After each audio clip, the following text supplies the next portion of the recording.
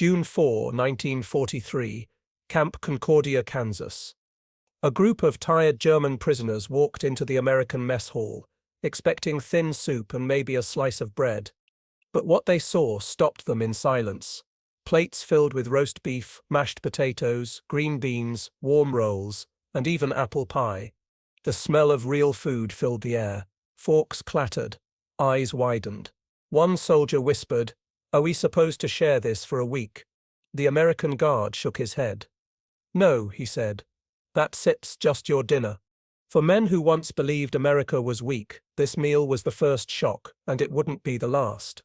What happened next would change how they saw their enemies, and freedom itself.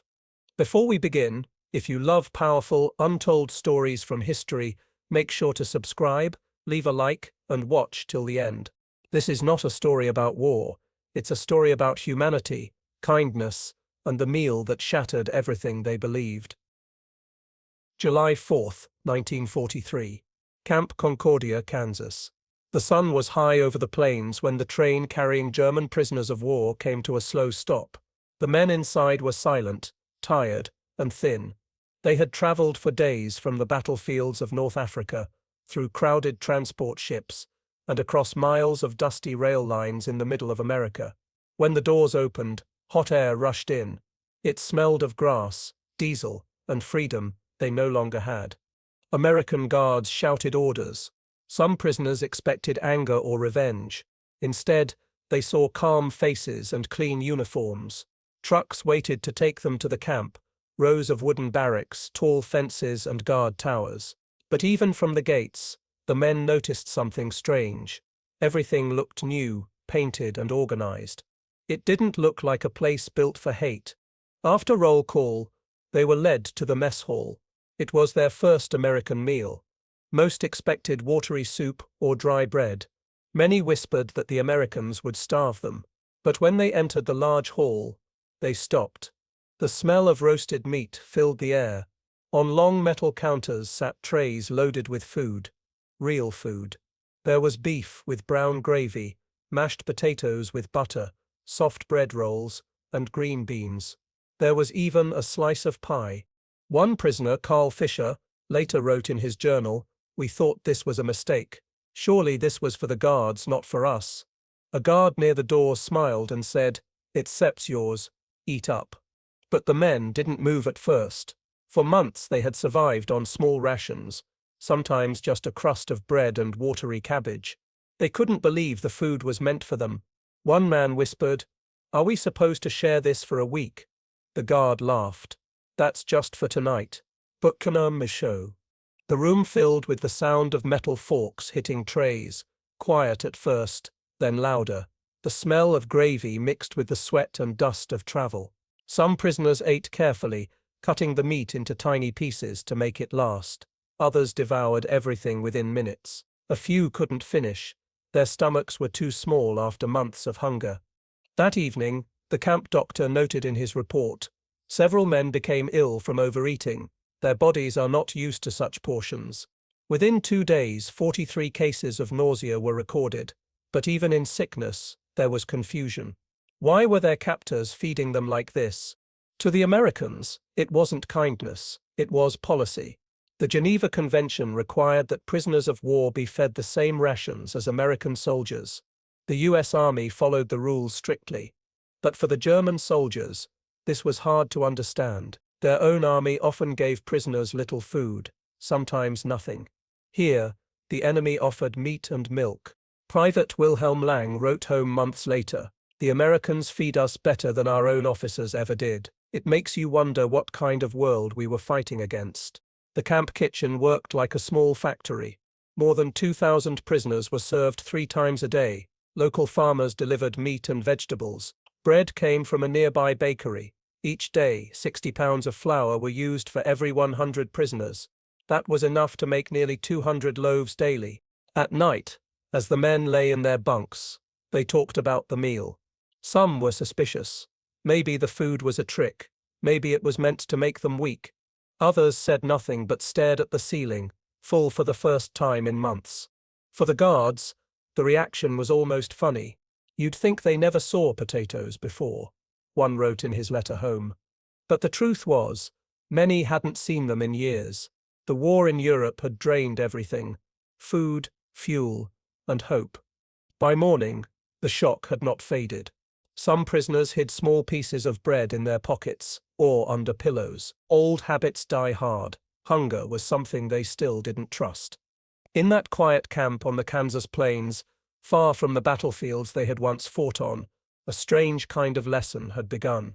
It wasn't taught with words or weapons, but with food, the language of survival. For the Germans, it was the first real taste of a paradox they couldn't explain. The enemy that had defeated them was now feeding them better than their own homeland ever had. But this was only the beginning. The food was not just comfort. It was a message, written in calories and kindness, that would reshape what they believed about America and about war itself. The food that amazed the German prisoners at Camp Concordia did not come from luck or generosity. It came from rules, strict, written, and signed. After World War I, the world had promised that prisoners of war would never again be starved or beaten. The 1929 Geneva Convention made sure of that, and the United States followed it word for word. According to U.S. Army Regulation 633, 1, every German prisoner had to receive the same meals as an American soldier guarding him. That meant meat, vegetables, milk, and dessert, every single day. It was not an act of mercy. It was the law. The War Department worked with hundreds of local farmers, mills, and dairies. One of these was the Ellsworth Milling Company in Kansas. Their contract said they must provide 60 pounds of flour every day for every 100 prisoners. That was enough to bake bread for everyone, plus extra for emergencies. The food orders were carefully tracked. If supplies ran short, trucks from nearby towns filled the gap within hours.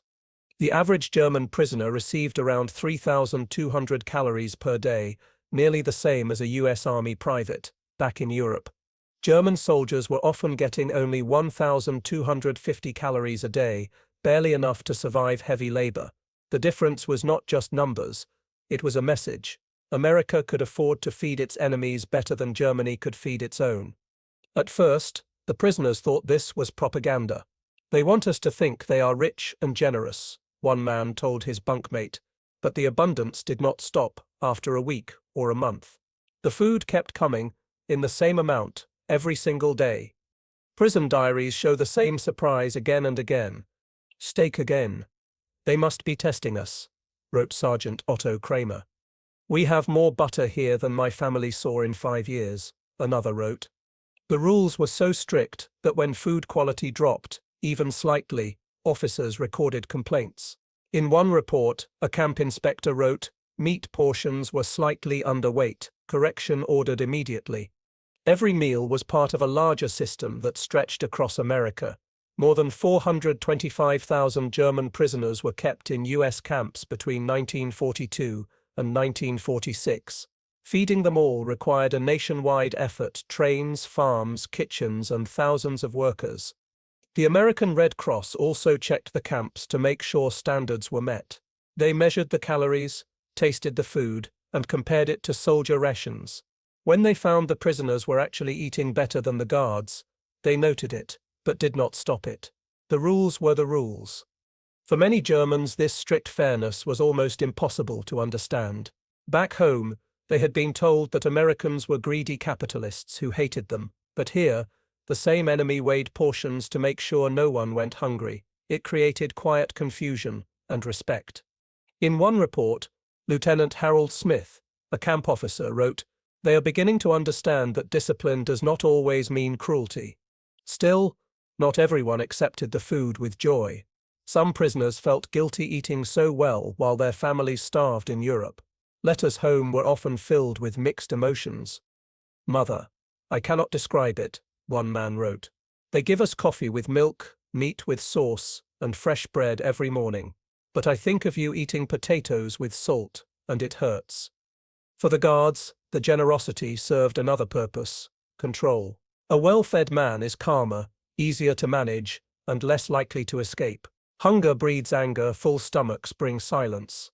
The policy worked. Concordia saw almost no riots, and very few escape attempts. The prisoners began to understand something deeper. The food was not just about feeding the body, it was about showing power without cruelty, strength without hate. Every bite of mashed potatoes, every slice of bread, every cup of milk carried an invisible message. This is how the free world fights a war. But for men who had spent years under Nazi discipline, living on tiny rations and endless fear, this new reality was overwhelming. Some would struggle to believe it was real. Others would become sick from eating too much, too fast. The next days would test not just their stomachs but their minds, as the abundance they once dreamed of began to turn into something else: confusion, guilt, and even pain. The first few weeks at Camp Concordia were the hardest for many of the German prisoners, not because of punishment, but because of the food. Their bodies and minds could not adjust to the sudden abundance. For men who had gone months on starvation rations, the sight of full plates was both a miracle and a burden. On the second night, the camp doctor, Captain Walter Branson, wrote in his report, "Several prisoners are suffering from stomach cramps and nausea. They are overeating. They do not yet trust that food will come again tomorrow." By the end of that week, 43 cases of illness were recorded. It was not poison or disease, just the shock of too much food, too quickly.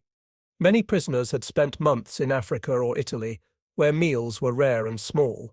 A single slice of bread could mean the difference between living or fainting in the sun. Now in America, they were given trays so full that many thought they were meant to share.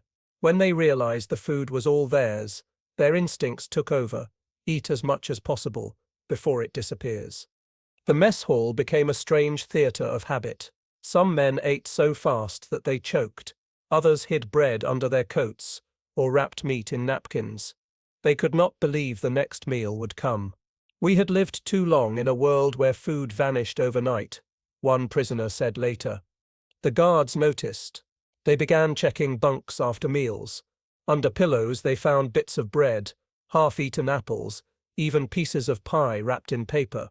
The food spoiled quickly in the summer heat. The smell of rot filled some of the barracks. When the guards asked why, one German sergeant simply said, "Tomorrow, maybe it stops."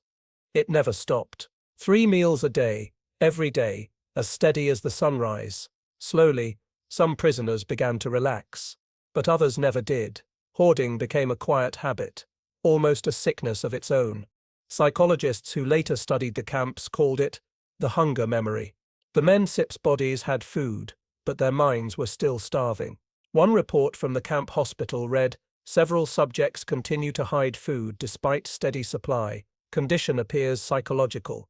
At night, the smell of stew and fresh bread drifted from the kitchen. Some men lay awake, thinking of families back home in ruined cities, wondering if their wives or children were eating at all. For them, every full plate carried a weight of guilt. Prisoner diaries from 1944 show the same feeling repeated again and again. "We eat well, too well, but our mothers and wives may be starving. It feels wrong. Each bite reminds me of what my country lost." Even when the body recovered, the emotions didn't. A few prisoners refused to eat dessert, saying it was too much pleasure for a prisoner. Others gave away their portions to new arrivals, trying to ease the guilt by sharing.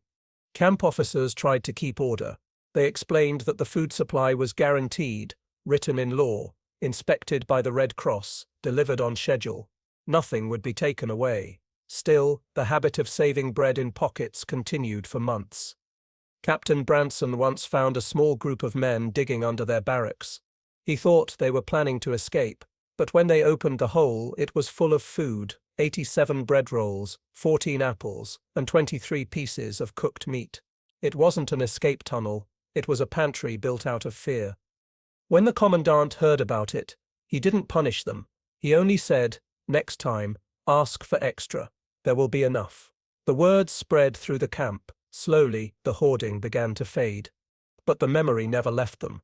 Even years later, after returning to Germany, many former prisoners said they still kept small pieces of bread hidden in their homes, just in case. The shock of too much food taught them something deeper than hunger ever had, that plenty could be as confusing as famine. As weeks turned into months, the Americans saw the prisoners grow stronger, heavier, and calmer. But under the surface, something more powerful was happening. The food was no longer just about survival. It was changing what these men believed about their enemies, their country, and even themselves. And that quiet change would become visible soon, when the guards began finding the hidden evidence buried right beneath the Kansas soil. By late summer 1943, the camp at Concordia had settled into a strange routine. The German prisoners were no longer frightened of the guards or the fences. They worked in the fields during the day, played soccer in the evenings, and lined up 3 times daily for meals that looked more like feasts than rations. Yet behind this calm, the habit of hiding food still lingered, buried, quite literally, beneath their feet. The first discovery came one warm August morning. A guard named Private Tom Reynolds was inspecting the area behind Barrack 12, when his boot sank slightly into the dirt. He bent down, brushed away the soil, and uncovered something soft and round, a roll of bread wrapped in paper. When the other guards dug deeper, they found a small pit covered with planks. Inside were dozens of food items, 87 bread rolls, 23 pieces of cooked steak, 14 apples, and even a half-eaten pie. At first, the Americans thought it might be a hiding place for weapons or escape tools. But when they opened more pits near other barracks, they found the same thing, food carefully wrapped and buried like treasure. It became clear that the prisoners were not planning escapes. They were trying to build secret food stores just in case the kindness suddenly stopped. The camp commandant, Colonel William Adams, called a meeting with the German senior officers. He asked them calmly, "Why are your men doing this? They have plenty." One of the German captains replied honestly, "In our country, plenty never lasts. We are only trying to be ready." Colonel Adams didn't punish them. Instead, he gave an unusual order: no one would be punished for hoarding food, but from now on, random inspections would happen every morning. He wanted them to see that the food supply would never disappear, no matter what the guards found. Soon, the inspections became almost routine. Guards lifted mattresses, checked lockers, and searched the grounds. Every day, they found small piles of spoiled bread, rotting fruit, or jars of sugar hidden in odd places. The camp kitchen kept records of it all, a strange list of buried proof that fear still ruled the prisoners' habits.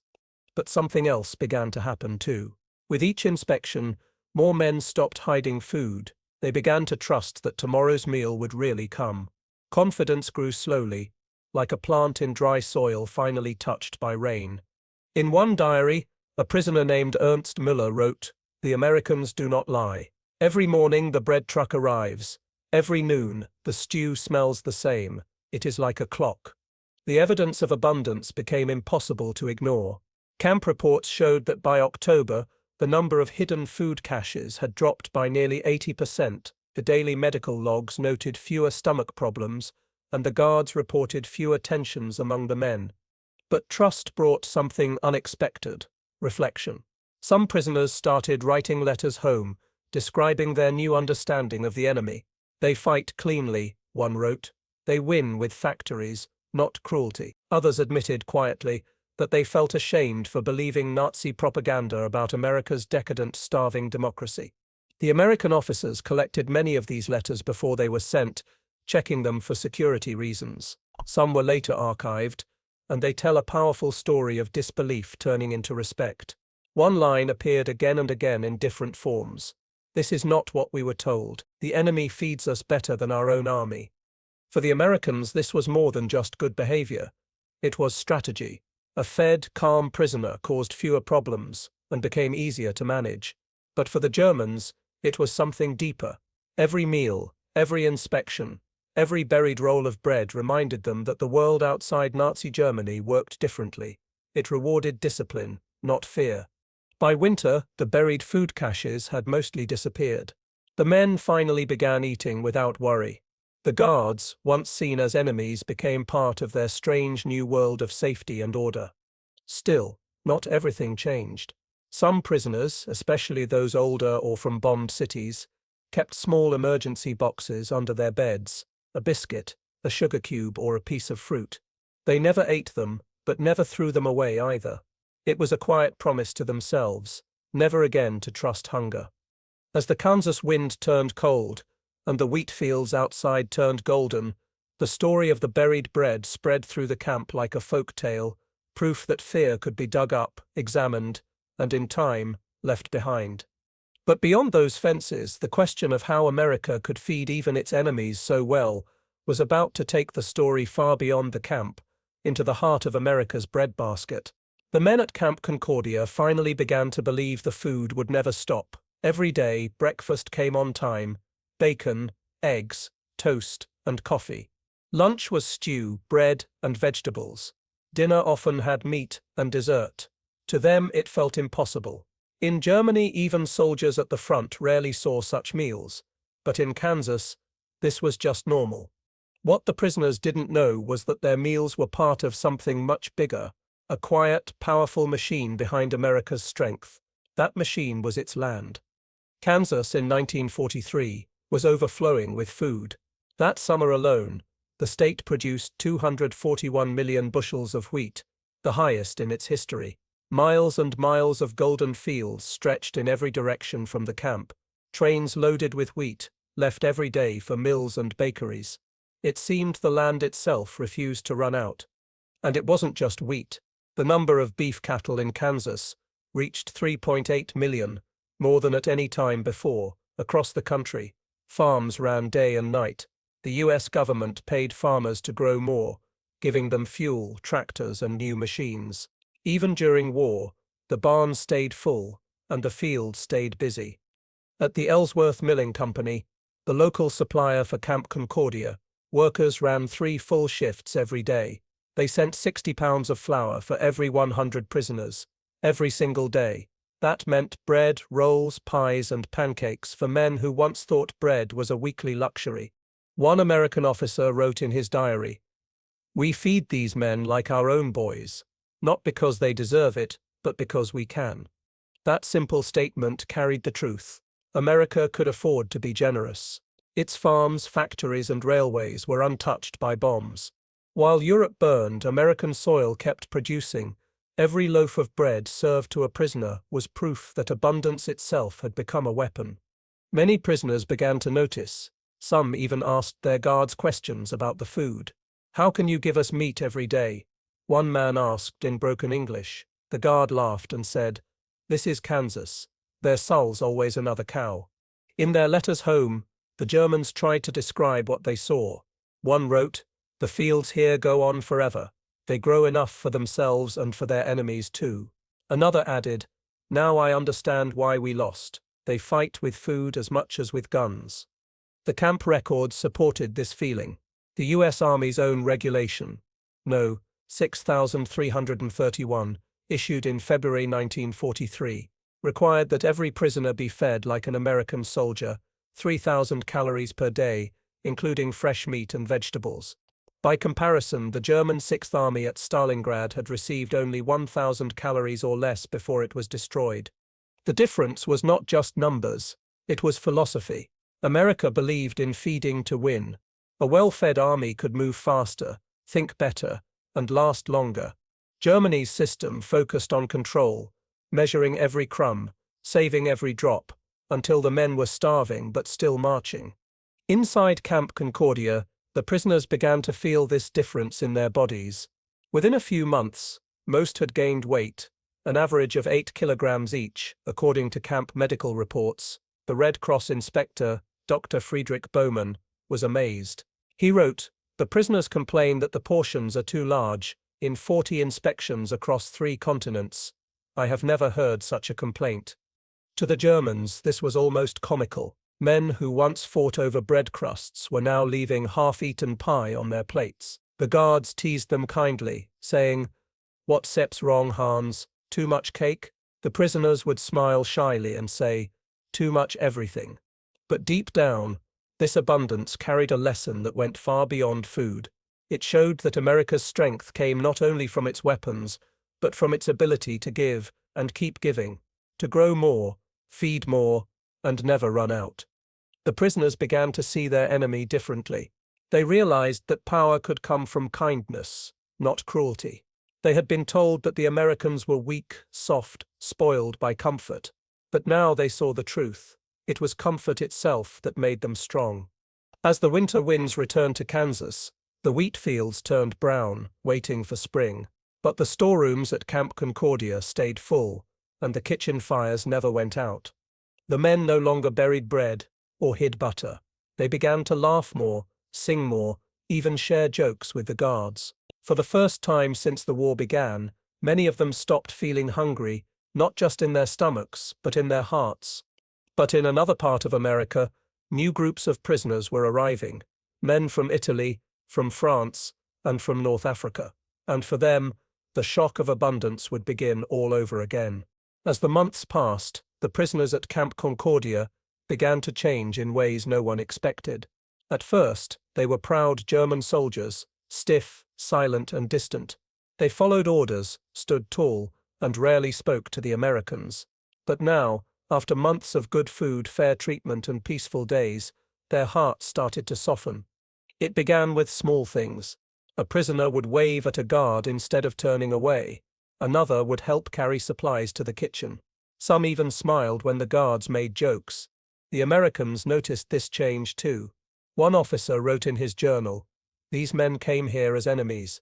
Now they greet us like neighbors." Every day, life inside the camp looked a little more normal. The Germans were given work, building furniture, painting, fixing machines, and helping on nearby farms. The US Army paid them 80 cents a day, part in camp money and part in Red Cross coupons. They could spend it at the camp canteen to buy soap, tobacco, postcards, or sweets. This system did more than keep them busy. It gave them purpose. The men who once carried rifles now carried tools. They began to take pride in their work again. One German carpenter even built wooden toys for the American Guards' children. When he handed one to a sergeant, the man was surprised. "For my boy?" he asked. The prisoner smiled and said softly, "Yes, for peace." Outside the camp, the people of Concordia were also changing. At first, many locals feared the idea of enemy soldiers living nearby. Mothers warned their children to stay away from the fences. But soon they saw that these enemies were not monsters. They were just young men far from home. Farmers especially began to appreciate their help. During harvest season, hundreds of German prisoners were sent to local farms under guard. They worked hard, laughed, and even sang old songs while picking wheat and corn. Many American farmers later said they worked better than most hired hands. In one letter, a Kansas farmer, Sepp's wife, wrote, "I was nervous at first, but these boys are polite and kind. They thank me for every meal. Sometimes they remind me of my own sons." The rules said there could be no friendships, but kindness often found a way. Farmers sometimes gave the prisoners extra cookies or lemonade on hot days. And when Christmas came, something remarkable happened. The people of Concordia sent gifts to the camp. There were boxes of fruit, cakes, and cards that said things like, "Peace on earth, even for you." The prisoners were deeply moved. Many cried that night, reading messages from strangers in a foreign language that still managed to touch their hearts. One German sergeant told his men, "If our people treated prisoners like this, maybe the world would look different." The camp's American commander, Major Joseph B. Kilgore, believed the same thing. He said, "If we teach these men how decent people live, maybe they'll take it home with them." That became the quiet mission of Camp Concordia, not to punish, but to teach. Education classes were started. The Red Cross and YMCA brought books, maps, and even chalkboards. The prisoners could study English, geography, or history.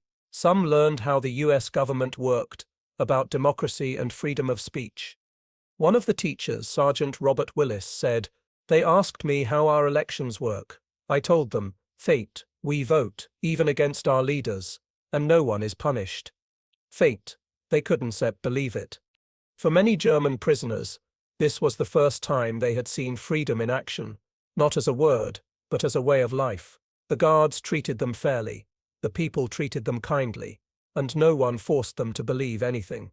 As spring came again, the camp felt less like a prison and more like a small town behind fences.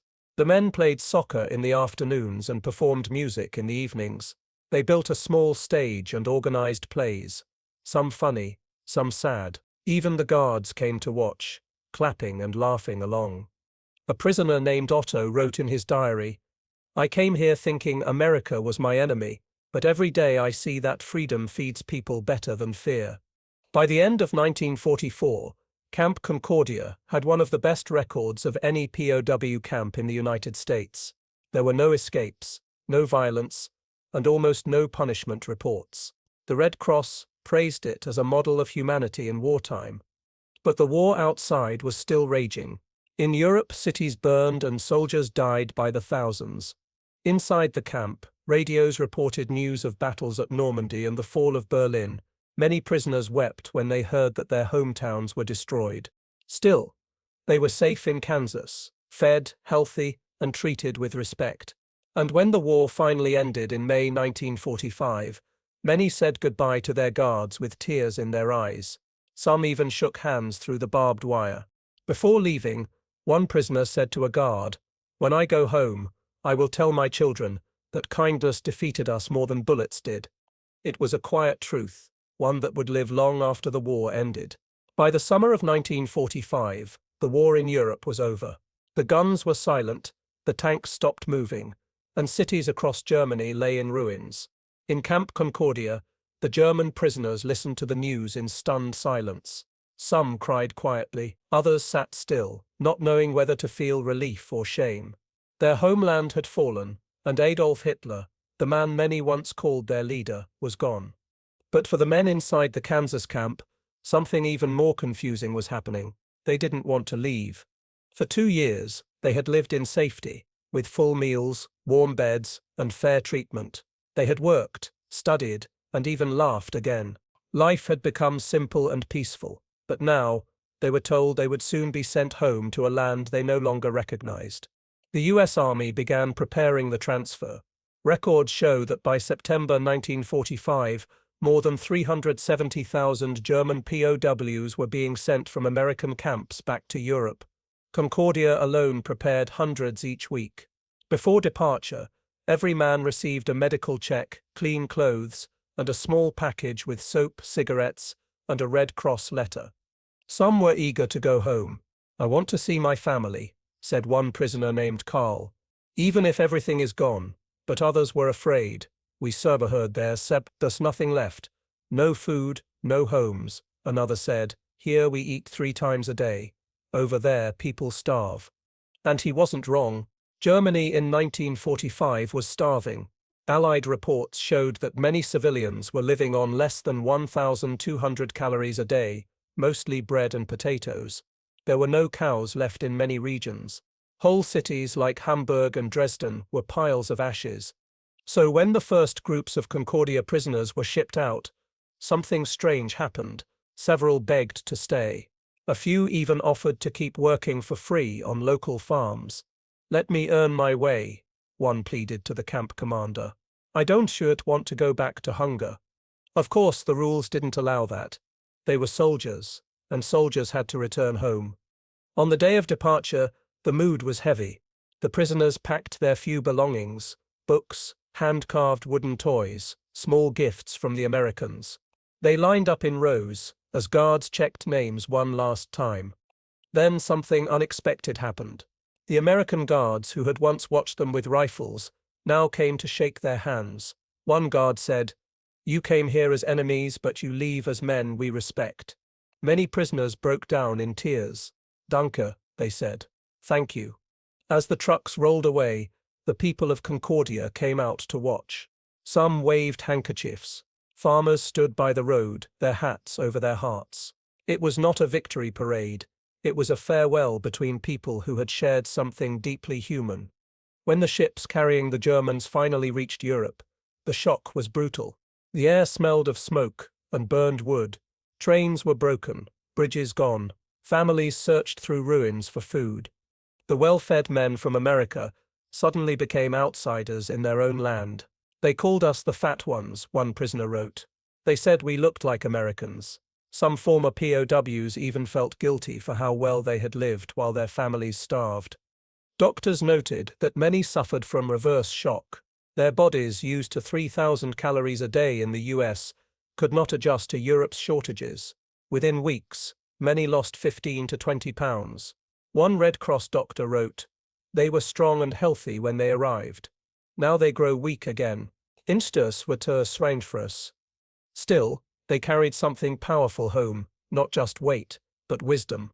They had seen a country that treated its prisoners better than their own government treated its citizens. They had seen democracy, kindness, and abundance with their own eyes. Some tried to explain this to others. "America fought us with food," said one. "They won by showing what freedom can build." Others kept quiet, unsure if people would believe them. But deep down, many former prisoners knew they had changed forever. They could no longer see the world as they once had. In the years that followed, some of these men helped rebuild Germany. They became teachers, engineers, and businessmen. A few even returned to America years later, not as prisoners but as immigrants. One wrote to a farmer in Kansas, "You once gave me bread when I had nothing. I want to live in the land where that kind of man lives." It was proof that the lessons of Camp Concordia had traveled far beyond its barbed wire. As the last prisoners left the camp, Major Kilgore walked through the empty barracks. The beds were clean, the tables empty, the air still.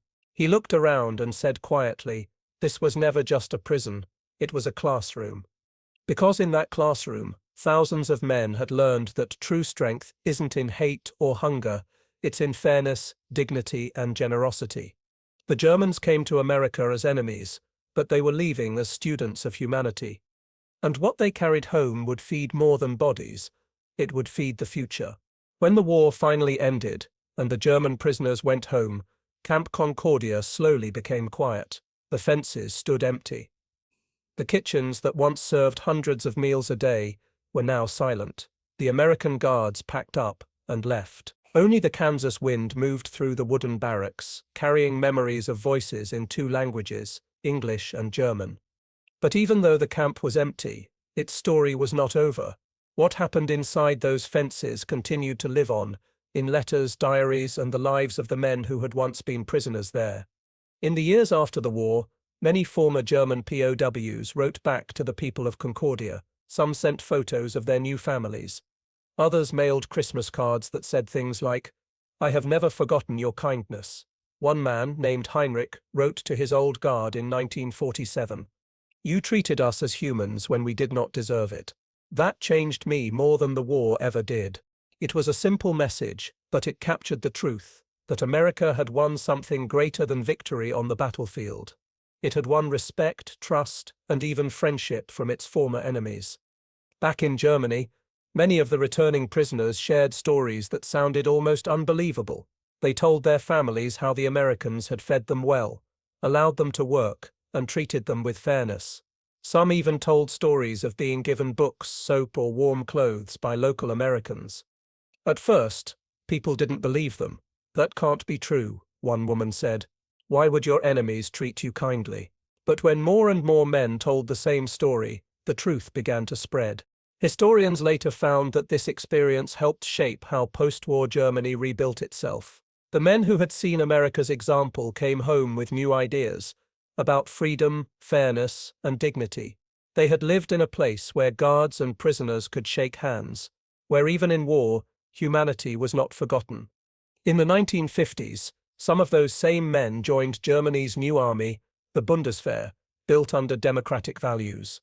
Many officers later said that their time in American POW camps taught them how to lead with respect instead of fear. One said, "We learned discipline from Germany, but we learned decency from America."